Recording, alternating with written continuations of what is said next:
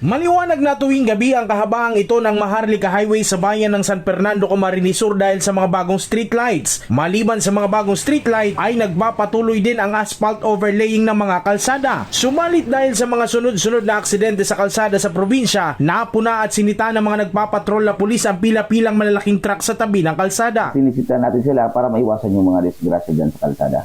Kasi pag isang lane na lang yung gumagana, double lane, nagkakaroon ng pagkakataon ng kasabitan.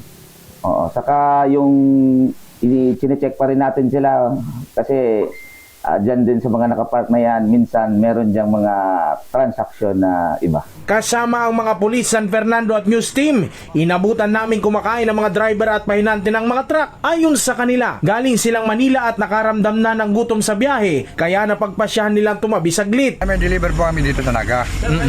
Daling po ng ibang bansa po yan. Ulam natin. Ngayon, tumigil po tayo dito. Bakit? Para kumain po. Unang-una na, unawaan naman natin yung mga, minsan yung driver kasi nga pagod o may kumakain. Kaya lang paalala natin na kumbaga, huwag silang magtagal sa pagpark yan, lalo na ngayon na nagkakaroon tayo ng asphalt overlay. Yung kalsada natin dyan lalong